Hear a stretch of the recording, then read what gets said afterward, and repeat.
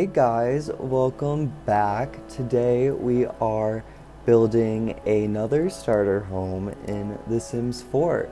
It is in the world of Oasis Springs, which came with the base game, and it is a rundown trailer. So you can see the little dude with the spinny plumb bob on top of his head in the front. I was using him to make sure I was keeping within the starter limits. I think that's somewhere around $18,000 in the game, 18 to 20-ish you have to start out with, so I was decorating this house within that budget constraint. But that was pretty much the only constraint I had. I used any pack that I wanted. There is no custom content. I don't use custom content in my builds, so that you can download it super easy, put it in your game, and you don't need anything else but what you can buy on Origin. So this is the house. It's very simple layout. It has a very small living area, dining area. It has 2 bedrooms though, which is a huge perk. I did not intend on adding 2 bedrooms to this build. But when I was building it, I just figured I might as well extend it a little and add another bedroom. But I think it's super great, and I think it fits in really well with the surrounding environment. There's another trailer home that a person called Johnny Zest lives in the same neighborhood that I built this one in, but totally different vibe. I am definitely going to go and put a different house on that lot anyways at some point in the future. But this is a trailer that I thought, or like a mobile home that I thought suited the area just a little bit better, and I loved adding in these decorative bricks for a parking spot.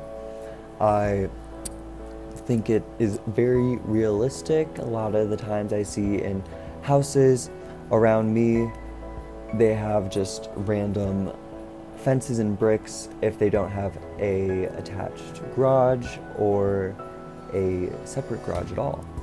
But now we're just adding in some decorations. I used a lot from Debug because that is free, and when it's free, it doesn't take away from the budget that we had. So super good trick if you're trying to save money.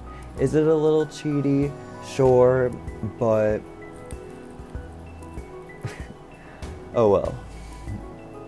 I really like these palm trees that I added here, and then I'm just going in and detailing overall under the property to make it look like the house isn't just sitting there, like it's actually kind of been there for a while, which is a thing that I do in every house, and I do pretty similar landscaping in each house. I keep it natural but intentional.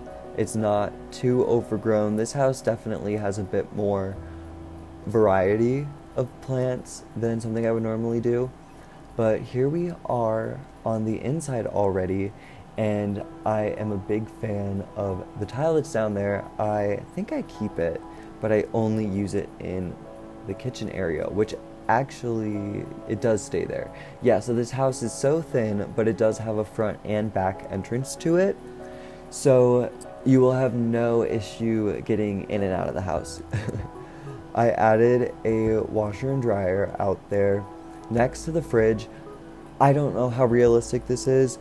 I just thought it looked really nice. It looked like it was saving space, and it looked just, where else would you put it? I don't know. That's where I decided to put it. I added in a beam, I believe, to just separate that little corner off a bit. And where are we going to be decorating next? Hopefully the kitchen. This kitchen could use some work. But I tried to make it look a bit run down. I used some of those decorations from Vampires and the new Werewolves pack to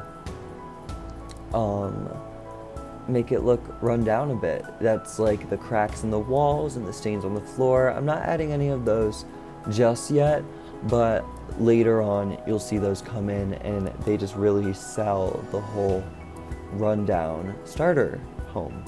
And I think it's super fun because sometimes these houses are really nice on the inside and look nothing like the outside, and you can really dress them up however you want. So with it being a starter, you can move your sim in, delete whatever items you don't want, and then slowly renovate it over time as your person progresses through their career and you get more money. I added in these live edit decorations around the outside just as I saw them scrolling through. There was a tire which just looked perfect, and some electrical units. I'm not sure if this frog stays, but you can see I'm using the tool mod there. I try to cut that out most of the time, but I missed it unfortunately, which is all good. Now I'm going in and really detailing the heck out of this home. I think because it's small, it makes it really easy to do that and have it not take too long. When I have a really big house, I definitely lean towards more staging furniture look, where it is a little less lived in. But I don't know, do you guys do that? If you were to build a bigger house, do you find that the detail you put in decreases? I actually, when I make really big builds, a lot of the times I'll add too much detail, in my opinion, and it stops looking like something that would really fit in with the game, which is something I really prioritize, and I'll end up scrapping it, which isn't the most efficient way to build, but sometimes that happens. Luckily, this one I didn't have to scrap at all. It was small and I was incredibly content with how it turned out. This is a bathroom. Sometimes I cut them out, sometimes I leave them in. I decided to leave it in just because I like it, and it's a really small house. Might as well let you see the only bathroom you're going to use. But I was a big fan of putting the shower head in the tub. I don't think it works. I think only the tub will work, but you can make any changes. I decorate it more for visual aesthetics and practicality if it were to be in the real world.